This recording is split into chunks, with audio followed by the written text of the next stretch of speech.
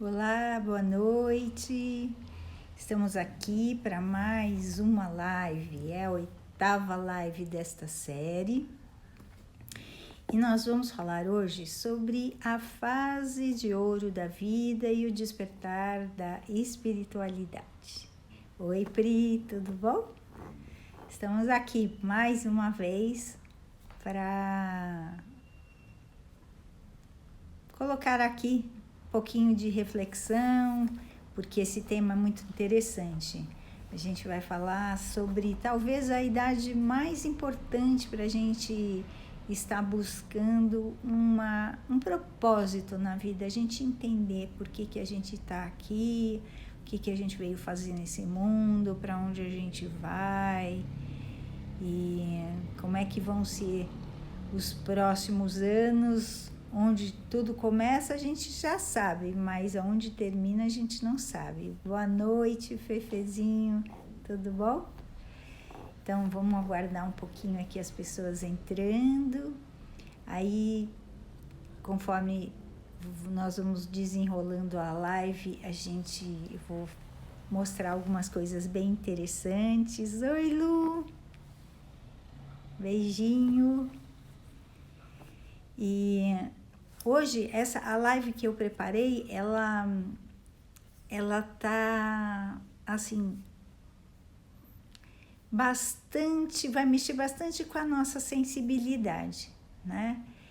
Por quê? Porque ela vai falar das realidades de 42 anos em diante e também vou falar um pouquinho de como é que essa sensibilidade que aflora depois dos 42 anos em nós, ela mexe com a nossa vida como um todo, não é? E então eu preparei algumas coisinhas para a gente pensar e eu tenho certeza que de uma maneira ou de outra vocês vão curtir. Tá? Aí eu vou dar lição para casa, então todo mundo vai ter que fazer lição de casa, tá? E fica sempre assim. Quando nós tivermos uma lição de casa, de reflexão, nós vamos combinar assim. As pessoas fazem e depois eu me coloco à disposição para avaliar, me coloco à disposição para estar interpretando os resultados. E daí, se for o caso, da continuidade, tudo bem, tá? Eu estou à disposição. Então, é @rudzanskimeg ou o meu e-mail é megasantos@gmail.com. Tá? E aí, a gente troca figurinhas, tá bom? Então, o que eu gostaria de fazer agora, para a gente começar a esquentar os motores, é compartilhar um material para que vocês reflitam, tá bom? Então, vamos lá.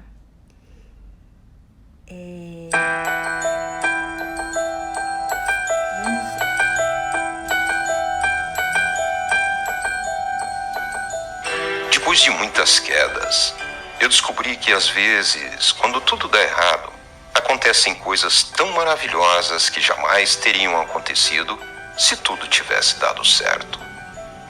Eu percebi que quando me amei de verdade, pude compreender que em qualquer circunstância eu estava no lugar certo, na hora certa.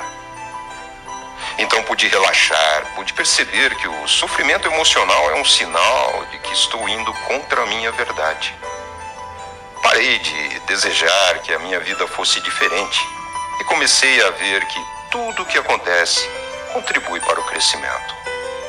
Desisti de querer ter sempre razão e com isso errei muito menos vezes. Desisti de ficar revivendo o passado e de me preocupar com o futuro. Isso me mantém no presente, que é onde a vida acontece. Descobri que na vida a gente tem mais é que se jogar, porque os tombos são inevitáveis. Percebi que a vida mente, pode me atormentar e me decepcionar, mas quando eu coloco a serviço do meu coração, ela se torna uma grande e valiosa aliada. Também percebi que, sem amor, sem carinho e sem verdadeiros amigos, a vida é vazia e se torna amarga. Ser feliz é reconhecer que vale a pena viver, apesar de todos os desafios, incompreensões e períodos de crise. É agradecer a Deus a cada manhã pelo milagre da vida. Pedras no caminho? Guardo todas. Um dia vou construir um castelo. Muito bom. Então, para a gente poder aproveitar bastante essa reflexão, Mário Quintana não tem o que dizer, né? Além de um artista, ele foi na maior profundidade do nosso ser. E quando a gente para refletir sobre a tal felicidade e nós olhamos para dentro de nós mesmos e nós conseguimos perceber que ela está dentro de nós e que nós somos responsáveis por tudo aquilo que não nos permite alcançá-la ou tocá-la, parece que as coisas ficam um pouco mais tranquilas. Nós conseguimos atingir uma paz que muitas vezes anteriormente nós não conseguíamos. Mas isso é uma questão biológica também. Muitas vezes, o momento em que nós desejamos essa felicidade não é o momento em que nós estamos física, emocional e espiritualmente preparados para ela. Por isso, eu vou colocar para vocês aqui a continuidade das características dos setênios, para lá na frente a gente avaliar um pouquinho mais e entender por que a partir dos 42 anos é que nós conseguimos então ligar as antenas para captar toda a energia do universo e conectar com a nossa energia pessoal. Dos 42 aos 49 anos, aproximadamente, né? Porque a gente sabe que essa faixa etária é simplesmente uma metáfora. Para uns vem mais cedo, para outros é um pouco mais tarde, tem outros que nunca vão chegar, não é? É uma fase mais altruísta. É um ciclo que tem um ar de recomeço, de ressurreição. É praticamente um alívio daquilo que aconteceu no setênio anterior, daquela guerra interna, o tico e teco brigando o tempo inteiro, o Self 1 e o Self 2 conversando e não se entendendo. Então, essa crise dos 30, ela começa a perder a força aos 42 anos e a gente começa a perceber que não foi uma catástrofe, não teve resultados tão graves como a gente imaginava que teria. Sobrevivemos. Mas, ao mesmo tempo, é um momento de buscar desesperadamente por alguma coisa nova, para que a vida adquira um pouco mais de sentido. Porque ainda existe dentro de nós um resquício daquele desconforto. As mudanças nesse setênio começam a ficar meio que urgentes, né? Como tá, não dá mais para ficar. Nem sempre todos estão preparados para essas mudanças. Depende muito do setênio anterior, como é que ele foi encarado, essa crise dos 30. Então, essas questões existenciais, elas retornam com uma força mais dinâmica, participação, menos melancólicas, porque a pessoa já sente-se um pouco mais capaz de produzir essas mudanças, porque ela tem mais consciência do que é que precisa ser mudado, não é? E essa dinâmica, ela impulsiona a tomada de decisões que, por vezes, ficaram anos e anos sendo gestadas dentro de nós, né? E pode acontecer o quê? Uma separação conjugal, a troca de um emprego, a saída de uma empresa que se ficou lá 40 anos, de repente decidir ter um filho. É mais ou menos uma fase que corresponde, em termos de energia, à fase dos 14 aos 21 anos, porque os setênios eles têm correspondência. É uma fase onde a gente fica saudosista, a gente quer ir para Disney, quer reviver algumas coisas da adolescência. Nós começamos a olhar para o nosso corpo, a desafiá-lo, né? E até praticar esporte. Nós podemos dizer que seria uma fase solar. Mas, ao mesmo tempo, começa a aparecer os primeiros sintomas de um medo de envelhecer.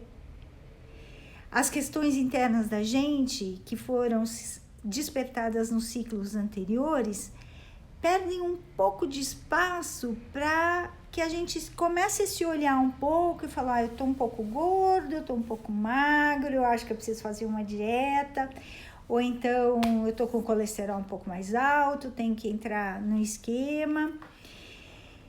E também a necessidade de a gente fazer coisas que os jovens fazem. Então, aprender a esquiar, vou pular de paraquedas, quero um pouco mais de adrenalina na minha vida, vou aprender a andar de moto, algumas coisas que a gente não pensaria em fazer em outra situação. Em contrapartida, as rugas que começam a aparecer, a menopausa, a andropausa, são os espinhos desse setênio. Há um declínio da sexualidade, né, da força sexual, e ao mesmo tempo, esse declínio que incomoda, ele vai passando meio que despercebido, porque a gente canaliza a energia para outros nichos, né? A gente deixa de ser puramente sexual e passa então a começar a desenvolver uma área espiritual. Então, deixa eu consertar aqui que eu recebi uma informação de que a minha imagem está fixa. Deixa eu ver aqui. Pronto, acho que eu resolvi. Muito bem. Então, ainda nesse setênio, né, o envelhecimento vem como uma mudança natural, mas ele nos assusta, ele nos incomoda, ele gera um pouco de ansiedade, ele muda o nosso comportamento com relação a nós mesmos e ao mundo também, não é verdade? E muitos de nós sucumbem, né, a esse contexto, mas essa falta de fôlego, ela começa a aparecer por aspectos pessoais que a gente não resolve.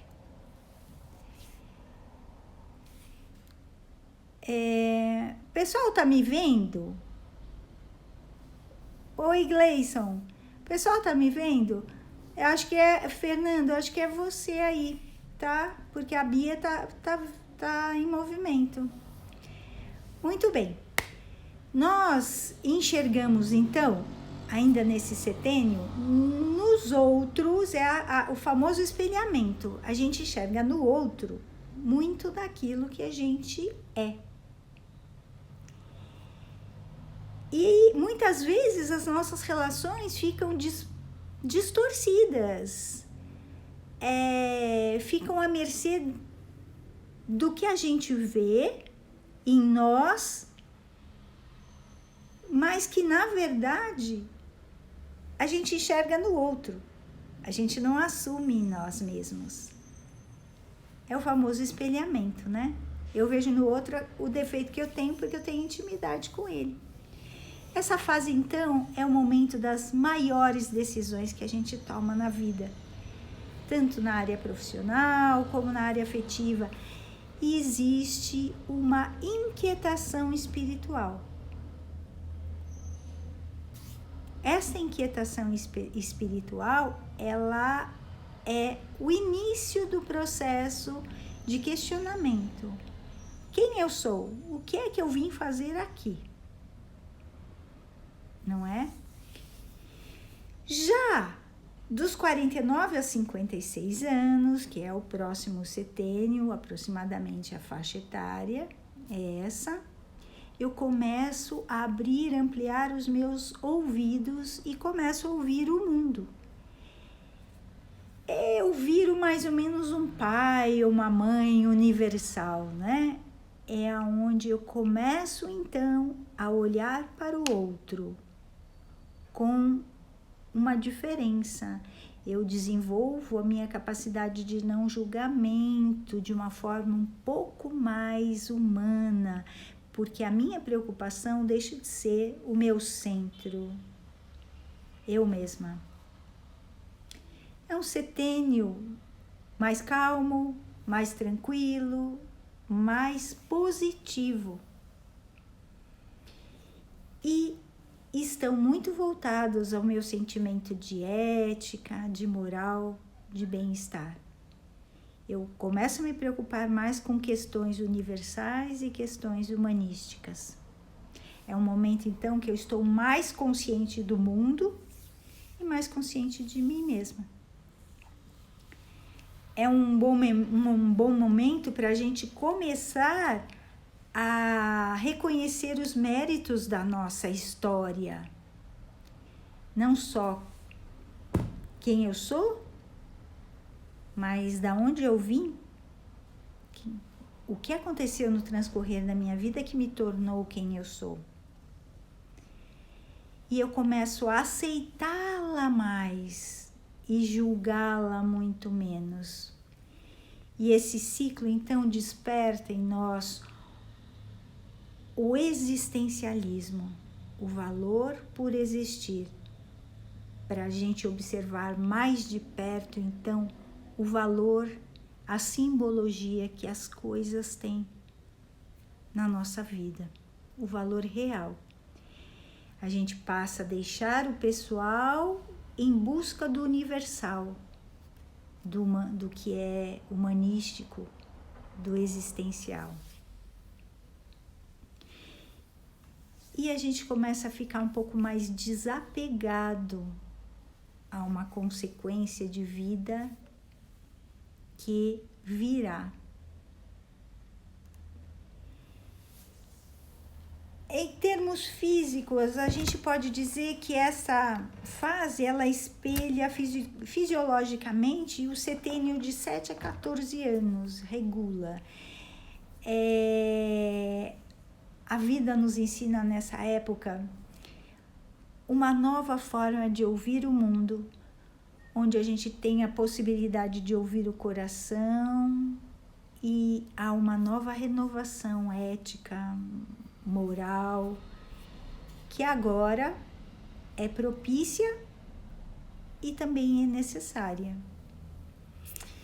E aí, quando chega aos 56 anos em diante, a gente se transforma.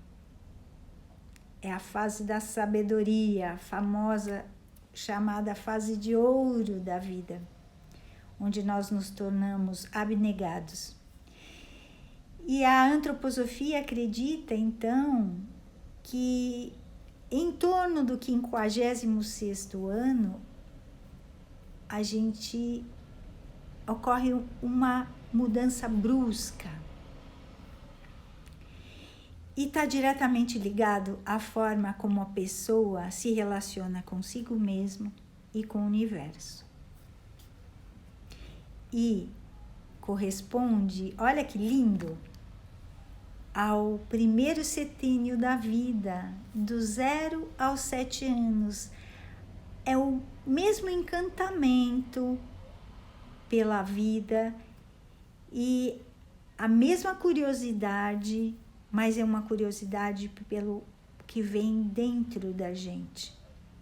pela nossa busca interior. E aí a pergunta é quem eu sou, de onde eu vim e para onde eu vou. É onde eu fico mais próximo da luz. É onde eu começo a buscar a minha espiritualidade. Mas é preciso a gente entender que esses ciclos antroposóficos, eles são metafóricos, né? Eles não têm uma relação com a cronologia exata e matemática das idades, né? Tem gente que aos 50 anos cronológicos continua na fase da adolescência. Então, eu falei nas lives anteriores que era como uma parede de tijolos. Dependendo das experiências que você vai tendo num setênio, você vai construindo a próxima parede mais sólida ou não. E essa fase evidencia de uma forma muito intensa a volta para dentro de si. O interno, então, passa a fazer muito mais sentido do que o externo. E a comunicação com o mundo passa a ter mais ruídos. Principalmente pelas mudanças que a sociedade vai desenvolvendo. E muitas vezes pela nossa não capacidade de acompanhar essa evolução. Muitos pelo próprio desinteresse.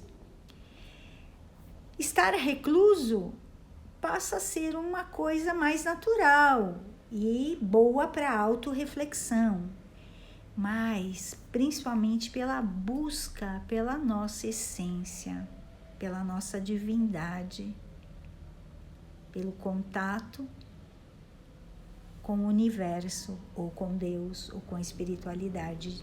Cada um vai achar a sua palavra. E a sabedoria vem então pelo conhecimento e pelas experiências acumuladas. A nossa intuição começa a ficar muito mais clara. E essa força, esse potencial intuitivo e de sabedoria, elas passam a ser um contraponto pelo sentimento de fracasso e insucesso que muitas vezes também nos acomete, pelos questionamentos daquilo que a gente alcançou ou daquilo que a gente deixou de alcançar. Mas também é o momento de a gente ter cuidados com a estimulação da memória, com mudança de hábitos, com pensar fora da caixa, buscar recursos criativos, porque a aposentadoria pode parecer um fator limitador, principalmente para aqueles que atribuíram muita importância ao status profissional e que acabam temendo não ter outra forma de realização. Gente, a aposentadoria é ótima, desde que a gente não pare nela, né? Então, as pessoas procuram, que querem sair desse patamar de estagnação, tem que buscar atividades acadêmicas, cursos, escrever livros, viagens, procurar fazer atividades com grupos da mesma faixa etária ou com a mesma faixa de vibração.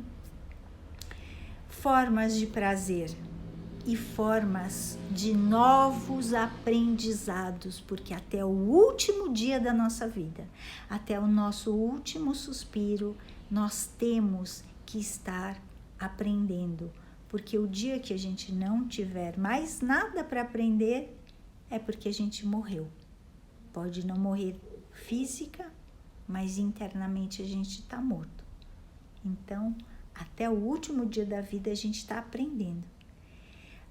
É uma coisa legal isso serve para quem é mais jovem, não chegou ainda nesse patamar, não abandonar as pessoas que estão, não excluir as pessoas nessa fase de ouro, porque o que elas mais precisam é a aproximação da família, não só pelo amor e pelo carinho, mas para que elas possam sentir e perceber que este foi o grande legado da vida, a construção de amigos, a construção de familiares que o amam, a sua descendência. Isso ajuda a dar um novo sentido para a vida, né? Coisa mais linda quando um avó ou um avô tem um netinho novo, isso dá um gás fora do comum. Então, é muito importante a gente raciocinar que a vida é feita de uma forma cíclica, que a nossa energia vital circula pelas diferentes fases da nossa vida e que a nossa mente, ela tem diferentes estágios de aprendizado e a nossa espiritualidade pode estar mais ou menos aberta conforme cada estágio evolutivo que a gente se encontra em termos de percepção dessa espiritualidade. E compreender as fases, os ciclos da vida é muito importante para a gente aprender mais sobre nós mesmos e sobre todas as outras pessoas que estão conosco, para que a gente adquira mais experiências e tenha mais cuidado com as pessoas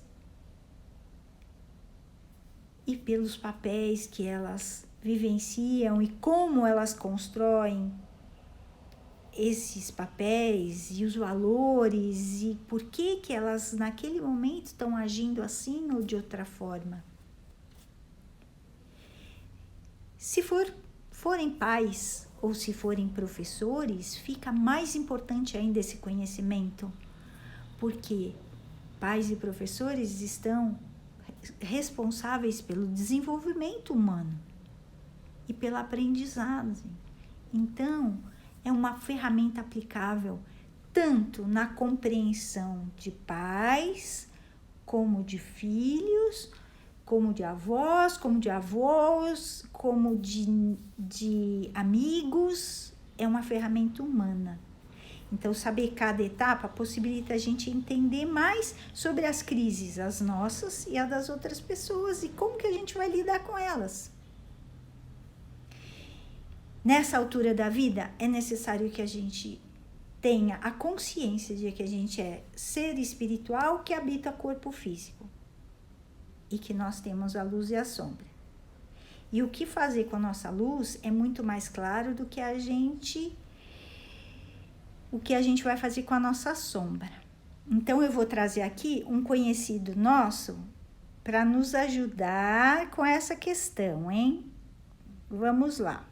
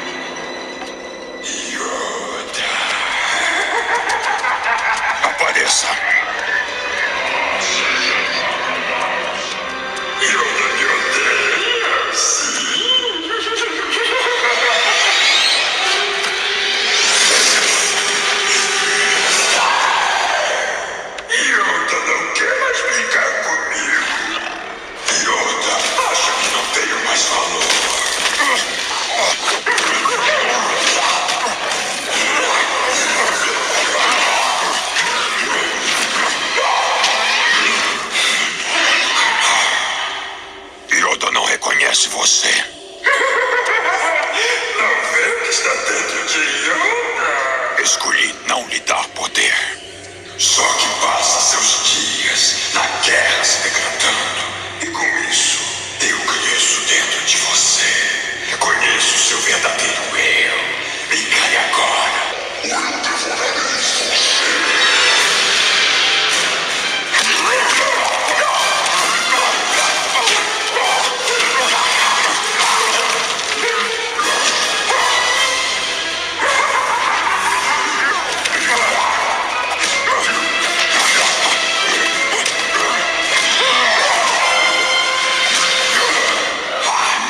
Parte de mim, você não é. Parte de você eu sou. Parte de tudo que vive.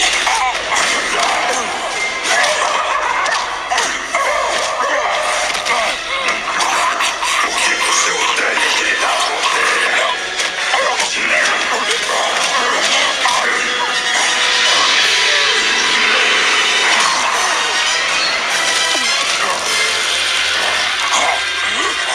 Yoda acha que eu não tenho valor.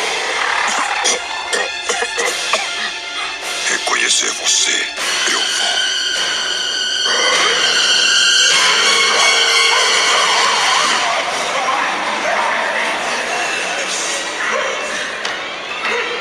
Parte de mim, você.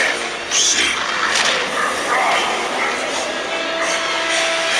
Mais poder sobre mim, você não tem. Com treinamento e paciência, sou eu que o controlo.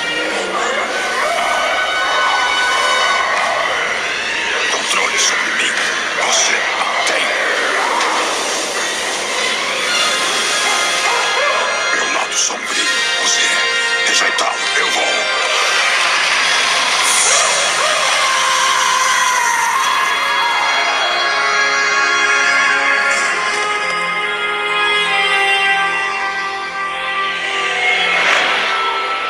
Você conquistou a sua rubris.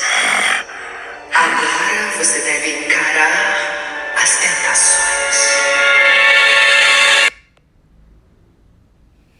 Muito bem.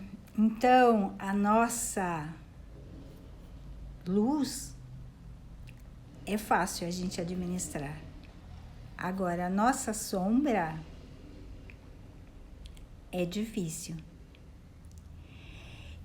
E aí eu pergunto, qual é o mundo que você vive? É um mundo de luz? Onde o derrotismo, o pessimismo, a discórdia, o medo, a maledicência, o rancor e o ódio habitam? Ou é um mundo de sombras? Onde a esperança, a fé, a alegria, a preocupação com o outro, o foco, a perseverança, o perdão são o seu estado habitual. A gente está falando de habitar num mundo em que tem muitas surpresas, como uma caixa de Pandora. E saber o que fazer com elas, lidar bem com as situações, encaminhar as coisas com positividade é que é a grande questão. Se a gente conseguir não dar poder à nossa sombra, apesar das tentações, a gente vai viver num mundo de luz. Que não seja um mundo externo de luz, mas é o nosso mundo de luz. E aí é a única maneira de a gente encontrar a nossa paz. Eu gostaria então de compartilhar com vocês, para que a gente possa avaliar um pouquinho melhor essas questões dentro da gente, a história da gente, a história que a gente conta da nossa história. Que versão que a gente conta da nossa história? E isso está diretamente ligado à forma como a gente posiciona a nossa luz e a forma como a gente administra a nossa sombra. Então eu pergunto, o que é que como é que você conta a história da sua vida? A gente sabe que é necessário honrar e respeitar a nossa história, seja lá em preto e branco ou seja colorida. Todos nós somos filhos, por isso a gente existe. Os nossos pais fizeram o melhor que podiam fazer. Cada um só dá aquilo que possui. Certamente eles deram o suficiente, senão a gente não estaria aqui. Então eu vou dar para vocês uma lição para casa que tem a ver com falar um pouquinho sobre escrever a história de vocês em 4 capítulos. Mas eu vou fazer nesse momento algumas perguntas que não é para vocês responderem agora, obviamente. Quem quiser anotar. Quem não, procura mentalizar e depois eu posto nos posts e aí vocês vão lá para fazer como lição de casa. Então, a primeira pergunta que eu faria a vocês, porque coaching é a arte de fazer perguntas para fazer com que as pessoas reflitam e cheguem a ter insights extraordinários, eu vou perguntar para vocês: quem vocês são? Se vocês tivessem que me responder a pergunta, quem é você? Que resposta você daria para mim? E a segunda pergunta seria: o que você quer da sua vida, da sua existência? Como é que você quer que essa vida seja? Uma vida calma, pacífica, uma vida agitada, extraordinária, glamurosa? Cada um tem a sua resposta. Quais são os seus valores principais? Seria a terceira pergunta. O que tem valor para você? O que faz sentido? O que é que você coloca à frente de todas as coisas? Sua família, seu trabalho, respeito, amigos, dinheiro, tudo bem. Cada um tem a sua verdade. E o que você acredita que te limita? Que você não tem capacidade? Que você já passou da idade? Ou que as pessoas não te ouvem ou não te veem? Que crença você tem que te impede de seguir à frente, adiante? Mas você tem qualidades. Quais são as suas qualidades? Aquilo que te empodera, aquilo que te faz sentir pertencente, capaz, forte. Mas como todo ser humano, a gente tem dificuldade. Quais são as suas maiores dificuldades?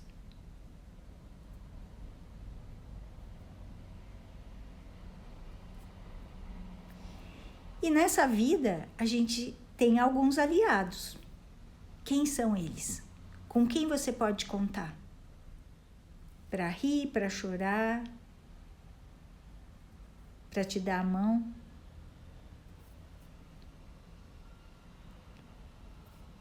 E como tudo na vida, a gente tem algumas pessoas que a gente tem dificuldade de se relacionar. Você consegue nomear? Quantas são? 1, 2, 5, 10? Quem são elas?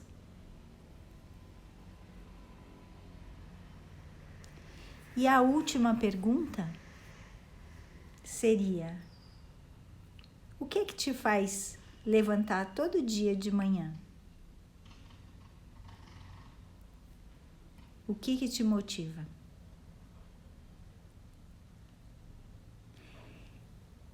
esta ferramenta lhe permite uma conversa um pouquinho mais profunda consigo mesmo e já deu o primeiro passo para o autoconhecimento. Depois que você responder essas perguntas, leia em voz alta, para você mesmo ouvir. Porque tudo que nossos ouvidos ouvem, o nosso self compreende, entende, tangibiliza. E aí, vou dar uma ferramenta para vocês fazerem em casa. Depois que vocês responderem essas perguntas, vocês já estão mais aquecidos. E vocês vão ser capazes de contar a história da vida de vocês em 4 capítulos. Então, vocês crianças, quem eram vocês crianças? Como é que era essa criança? Era danado, subia, trepava, moleque? Não, quietinho, tímido, recatado, esportista, jogava futebol, tinha muitos amigos, tinha poucos amigos, fazia muita arte, os pais repreendiam sempre. Como que era essa criança? Na primeiro capítulo. Depois, pode colocar em tópicos, pontuando as coisas mais relevantes, o que foi bacana para vocês, o que não foi tão bacana, foi dolorido. É um bom exercício. Depois você vai pegar uma fase um pouquinho mais, adiante. Então, dos 7 anos em diante, você começa a pegar lá a fase da pré-adolescência até por volta dos 15 anos, 16 anos, 17. E aí? Quem foi esse adolescente, esse pré-adolescente? Cheio de garra, de energia, triste, sentindo-se excluído, com problema de peso, dificuldade de autoaceitação. Como era isso? Você vai contar para você mesmo. Depois, o 3º capítulo, já dos 17 aproximadamente aos 30 anos. Como é que foi esse universitário? Todos os cursos, cabulava a aula, não ia muito para a faculdade, ficava no boteco da esquina, enrolava nos trabalhos, focado, pensando no futuro. Como é que foi isso? Cheio de planos? Conversa com você mesmo e escreve aí. E depois, o 4º capítulo, a partir dos 30 anos até os dias de hoje. Quem é você? Quais foram as coisas mais importantes que aconteceram na sua vida? O que te tornou forte, feliz? E o que te tornou infeliz e que te trouxe algumas dores? Tá bom? Tem que fazer, hein? Muito bem. E pra gente seguir essa caminhada, eu vou deixar aqui uma reflexão, mas antes da reflexão eu quero avisar que na próxima live vai ser dia 4 de agosto, às 21 horas. E o tema eu vou falar sobre a gestão do tempo. Como é que a gente administra o tempo? Quem são os ladrões do nosso tempo? Como é que a gente pode fazer para otimizar o tempo para a gente poder aproveitar melhor? Tá bom? Então, dia 4 de agosto, dia 4 de agosto, às 21 horas, por favor, Convidem os amigos, porque é um tema super importante, principalmente para aquelas pessoas que falam: ai, eu não tenho tempo para fazer nada, as coisas estão todas embaralhadas, eu não consigo fazer. Enfim, é um bom momento de a gente ajudar essas pessoas a pensarem de uma forma um pouco diferente, tá bom? E olha, quem tá me escrevendo, a Cris, a Pri, depois eu quero ver a lição de casa, hein? Daí vocês mandam para mim, tá bom? Muito bem. Então eu vou deixar aqui como reflexão, querendo agradecer a todos pela presença, dizendo que eu espero que essas lives estejam ajudando de alguma maneira, porque a intenção é essa, que nós possamos, assim, construir um caminho bem fértil em termos de troca. Então, se vocês tiverem algum tema que vocês queiram abordar, por favor, mandem para mim, que a gente faz um pit stop no planejamento e fala sobre o tema específico, tá? Então, eu quero fechar aqui, agradecendo a todos pela presença, pelo carinho sempre, tá bom? E eu conto com vocês na divulgação, porque o meu objetivo maior neste momento é poder tocar o maior número de pessoas a despertarem para si mesmo.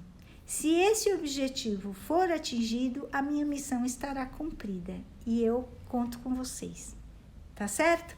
Então eu vou fechar aqui para vocês levarem para reflexão da ferramenta que eu passei de lição de casa, as 4 leis espirituais que a gente aprende lá na Índia, tá bom? Então, uma boa noite para todos.